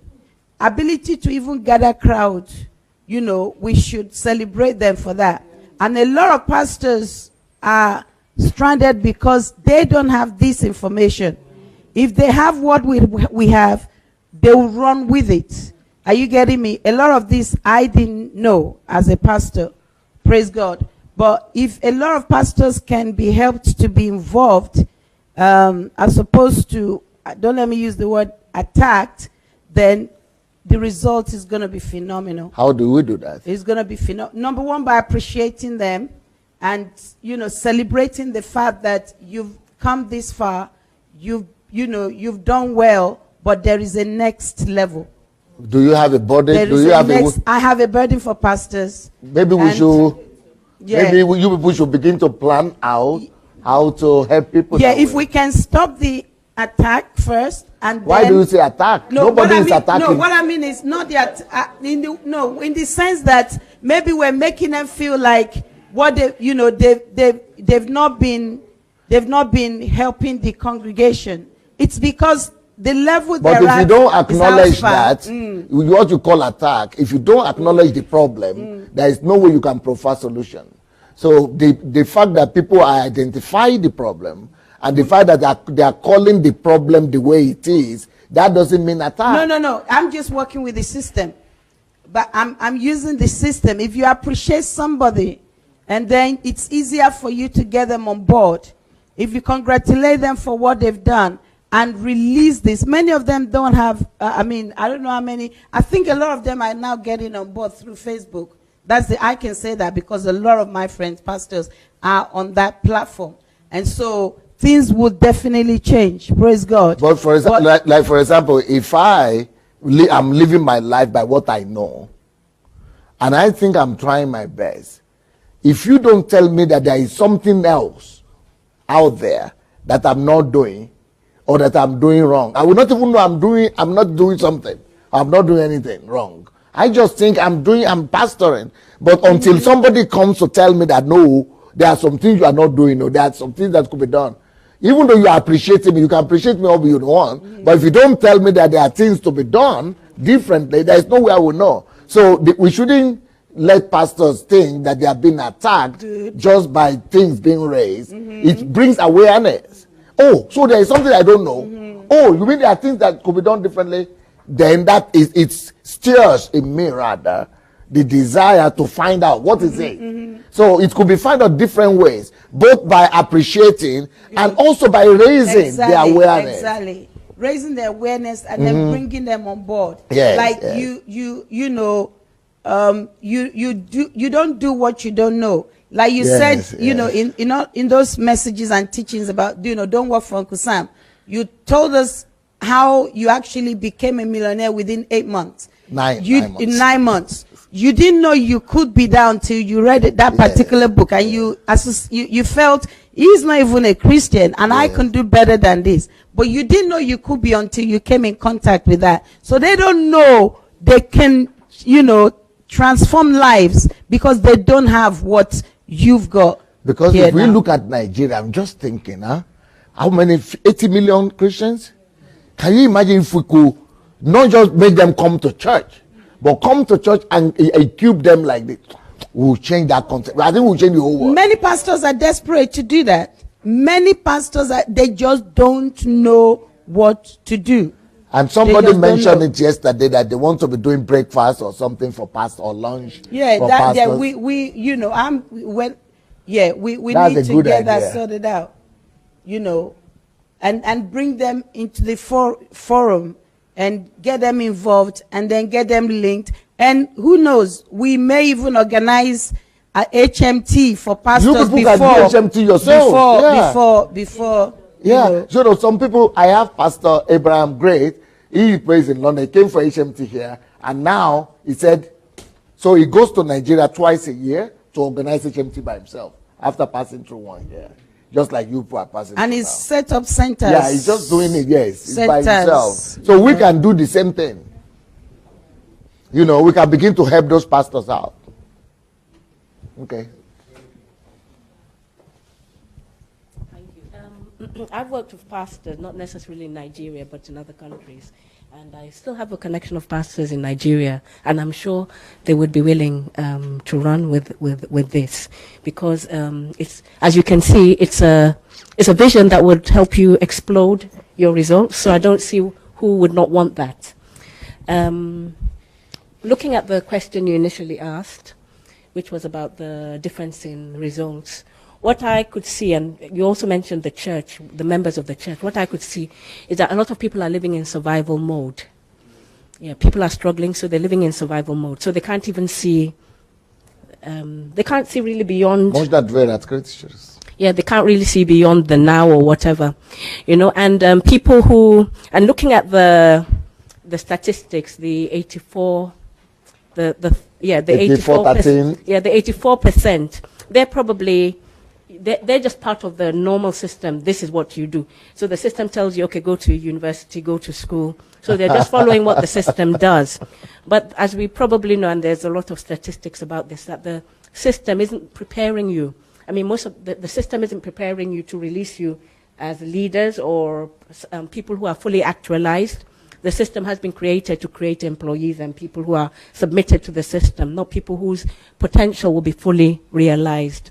So you have that group of people who are being told, I mean, they go to schools, the guidance counselor tells them that this is what you are supposed to do, and then they do it.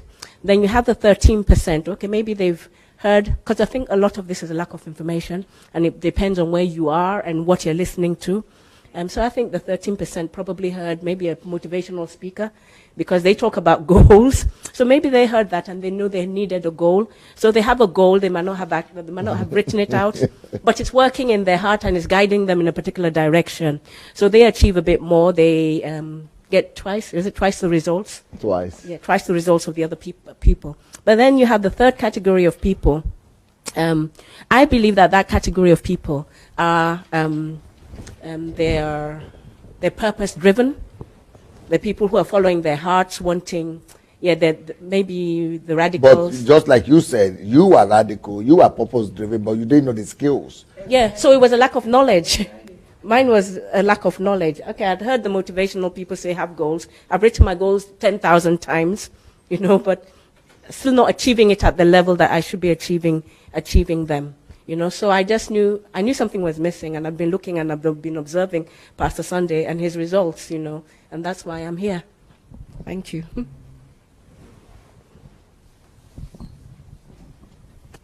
Okay, we're ready to continue. Then we can put off the light. Okay, go ahead. We already went through this. We've done that, yeah. Yeah. Next one. Next one. Research.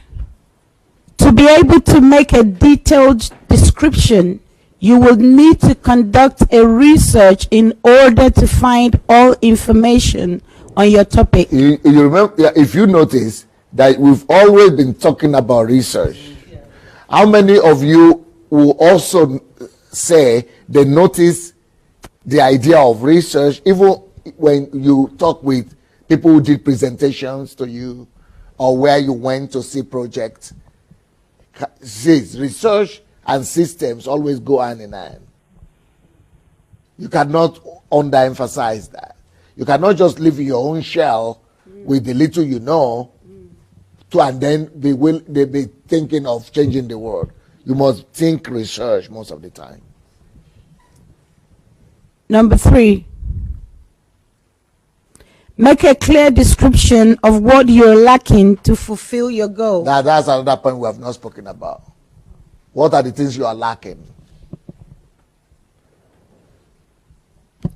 Make this list to pray for each of the points in your prayer solitude. This could be finances, team, etc. You see the purpose of prayer now. Prayer is to help you fulfill your goals and ambition in life. Not for God to come and do it. Okay? Number 4. Mark road signs. Or make road signs. Or is it make? Or what do you call it? What road? Make road signs. Is it road signs? Milestones or you understand. Yeah. Have a brainstorm to write down 10 intermediate results, like criteria that will show your progress towards your goal. So intermediate, like for example, for me to know that I have to, if I want to get 1,000 people in a year, what are the intermediate results that I need? So those results could be every month, they could be every quarter, they could be every season. Put it. Every month I must have this result, or every 2 weeks I must have this, or every day I must have this. So when you know that every month you are attaining that result, then those intermediate results will make you to know that for sure you will come to the general result, to the eventual result. Yes. Number 5, analyze the process of reaching the road signs. As you set the road signs, it is important to analyze if you make it to them on time. Yes. If necessary, introduce corrections to your activities. That's the most important thing. As you are going, you are mentioning your progress. It's progress report. This is talking about progress report. So as you are going, you are saying, what are the things I do wrong, right? And where have I missed it a little bit? Or where is it I'm failing? So the progress reports are necessary for you to be able to measure your progress, correct, perfect your plans, and keep on moving at the pace or accelerated pace. Number 6, break a global goal into smaller goals. Break a global goal into stages, intermediate goals, long-term, intermediate, short-term. Yeah, you understand that concept. Number 7, write out the plans for attaining the goal. You already know how to do plans, right? Number 8, every day do something to attain your goal. Do something to touch your goals, you're right.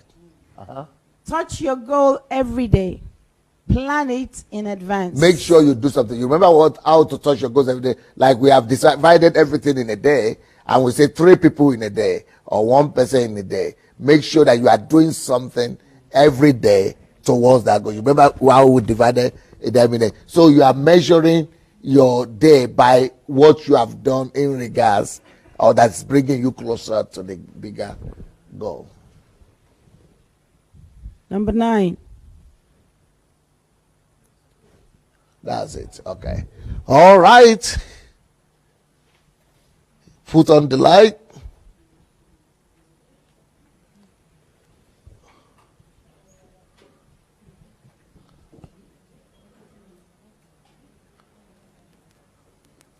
Let's give the Lord a round of applause.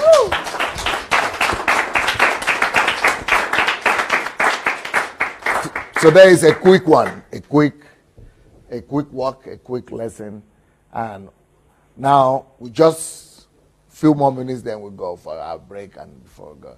So, who thinks that the thing you've heard today in general, there is a way they could be applied to help you?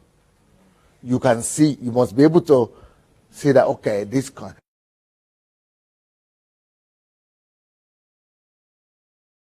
I know where to use this. I can imagine this could help me. Yeah. This is a relevant thing that could help me. If anybody wants to tell us, please come and get the microphone.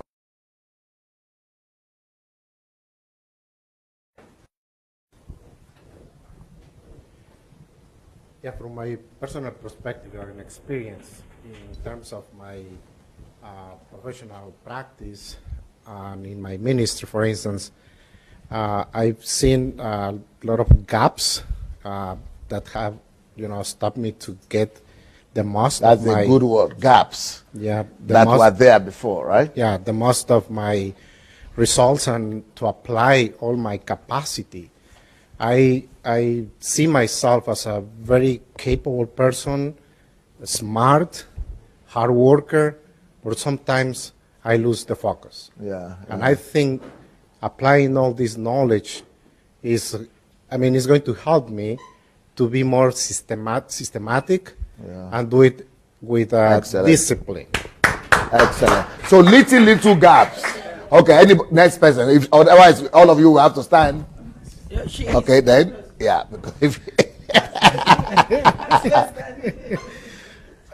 Really, the next one, so that you can go fast. Concerning the goal, really, for years I've been told that goals need to be written down, and I used to write it down, and day by day I check it, but it is when I don't really know what to do with this goal, because even the Bible, they will tell you that the Bible says make it plain. I wrote it in the plain paper. I wrote it all. Exactly. So that's why really most of these things we've gone through this, but It's just to know the step to be taken. How do you go about it? It's wrong just for anybody to tell you, write it on the play sheet. I've written it on the white. I wrote it on the black. But still, nothing. So I wasn't really sure of how to run with it. I think it stems back from what Pastor was saying earlier on, where some of his friends, Be careful. where one of his friends told him, just put a bit in the book. So you get to have, a little of it, but then they don't tell you the next step. And so a lot of people get stranded, as opposed to what you've done in the book where you've put, although I think a book should be produced. Written on this. Yes. So really, it is very. No, it's not just the goal you write. Yes. It's the method. Yes. How do you go about it? What are the steps to be taken, and what to do at a particular time, and what to do, what not to do, and that is what I believe. Having come into this place, it's okay. I've really learned a lot, and going back home, I will do better. And I don't want us to condemn church. When we talk of the church consists of you and I. So if we say the church fails, you and I will fail. But most of the time, when we talk of the church, we look up on, it is pastor, it is pastor. Pastor can only give you what they have. What the pastor has is what he's giving you. What they don't have, they can't give you. But all I know is that the pastor, they need to improve on themselves. For you to be able to lead, you should be able to, for you to be able to lead, you are leading people. So for you to be there, people are looking up onto you. People are expecting much from you. To whom much is given, much is expected. Having got into that position of position of leadership, then you should do something commensurate to that post. So I want to encourage all the pastors, please, let's just buckle up. Let's try and move on to the next level. Instead of buying your pastor a pack of shirts and vest and whatever this Christmas period, package all these messages, buy all these books, and just give it to him as a gift. Maybe if we start with that, yeah, it's true. Yes.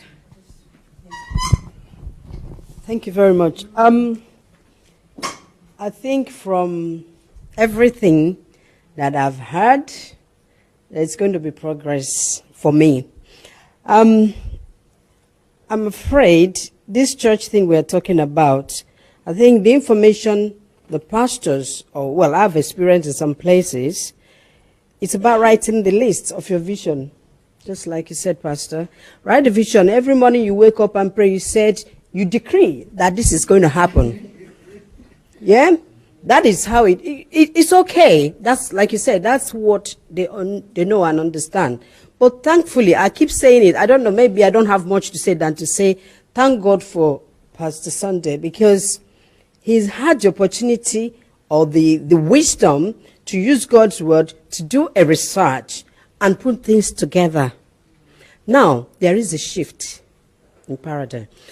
We pastors, because I'm a pastor, I preach. Yeah? I'm not a renowned pastor. I preach to people. It's part of the ministry, isn't it? Talk to people, make them understand. So I'm also going to preach at work and everywhere.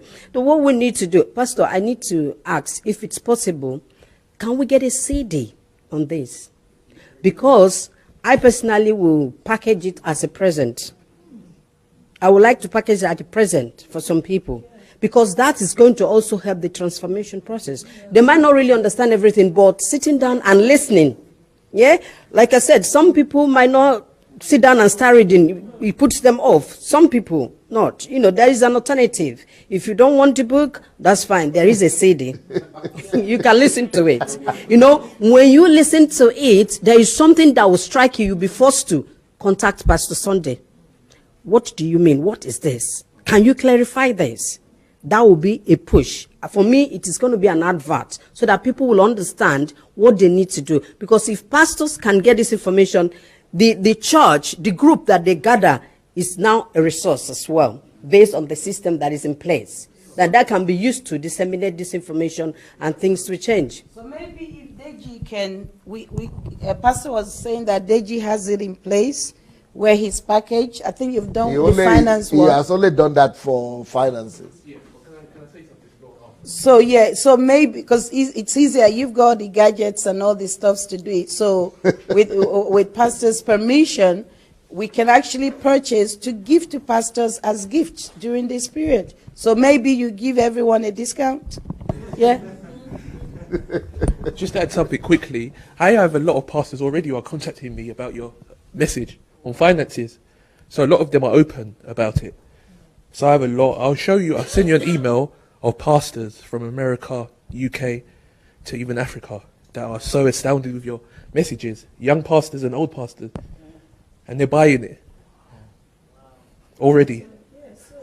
So yeah. So I think some will be open to it and some won't. Because there's some who are stuck in their ways. That's the truth. There's some, yeah. But she's talking about the ones who will be willing. Yes. So that it will be available. Yes, that's fine. It makes the journey easier.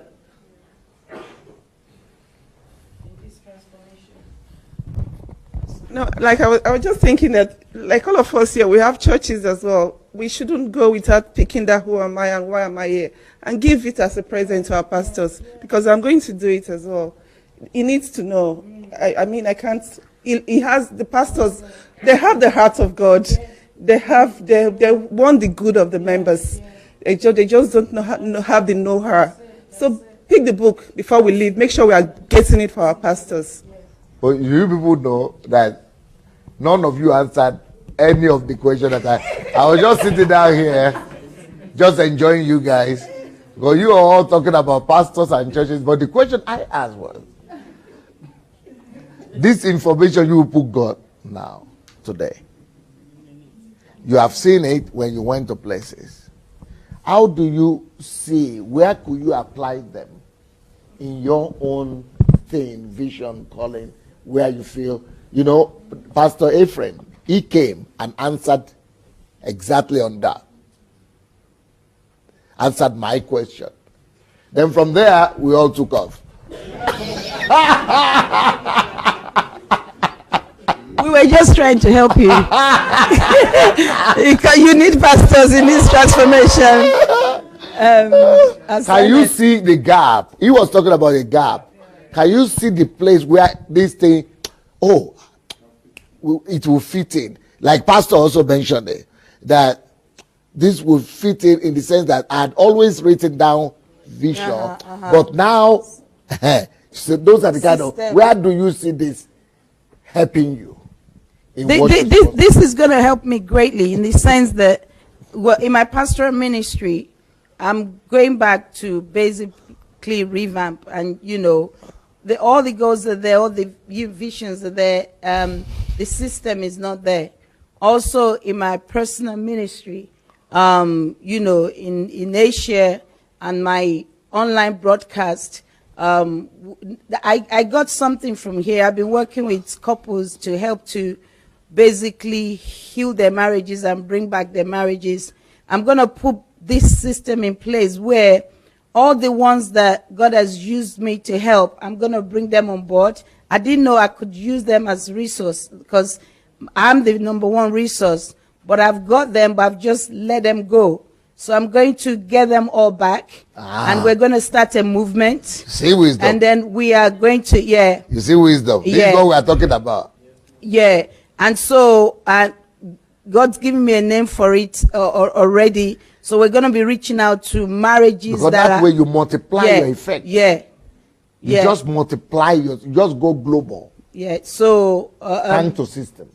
So that's what I'm going to do with the package. Thank you. I was thinking when I was coming here that I had some visions and plans. I would just say once I come here, once I go home, I would just start running with it. But I realized that the greater work is in the preparation. You have to do your 75%. You have to sit down, write everything down, do your research, fill yourself up. So I'm not just going to go home and just start running with it. The preparation stage, I need to go through it step by step. That's what we want to hear.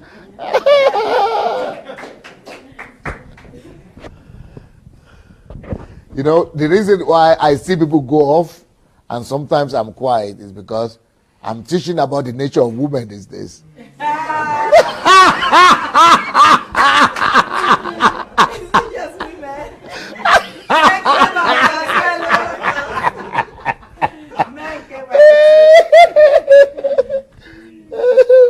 Great. Thank you, sir. Just like my sister, in fact, I'm seeing that I can start something without anything in my pocket, even without having a huge... I think most people don't even know that. Eh? Yes. So the most important thing for me to do is to build a system. Yes. Draw out a plan, the 75% and the 25% that you taught us yesterday. Yeah. So I believe with that and with research and looking into the lives of people that have attained the same thing that I'm wanting to do, copying from their life, listening to their testimony, see how they did it, I think it will help me to do something. Pastor, from the first lesson, you are almost like Michael Jackson. handsome guy.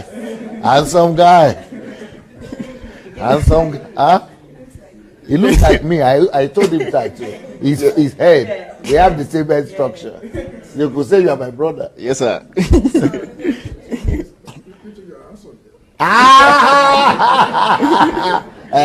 He's rubbing all on me little by little.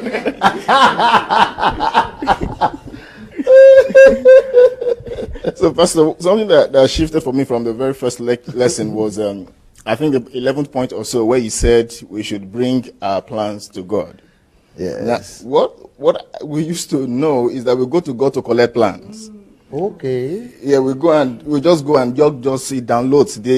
They base that on the idea that he gave Moses a blueprint. Okay. So we just pray, maybe that's pray, the vision. You go get the vision or the idea from God, but you have to sit down and do the plan yourself. Yes, sir. Because Jesus said, "Sit down by yourself if you want to go ahead." So you didn't need to go to heaven to calculate. Yes, sir. And secondly, there's this practice we grew up with that we kind of transferred into our ministries too. At the end of the year, there's this special prayer request we come in with that we list things we want God to do for us in the following year. So just as it's about to be New Year, the pastor would gather those together and then pray over them. And then we're expectant, hoping that in the next year something would happen miraculously to make it happen for us. And then most times you find that year in, year out, people come and write the same thing. They come and write the same thing and write the same thing, and it's just not working. Maybe instead of that now, before the new year, this is what we're supposed to be gathering people and teaching them. Yes, sir.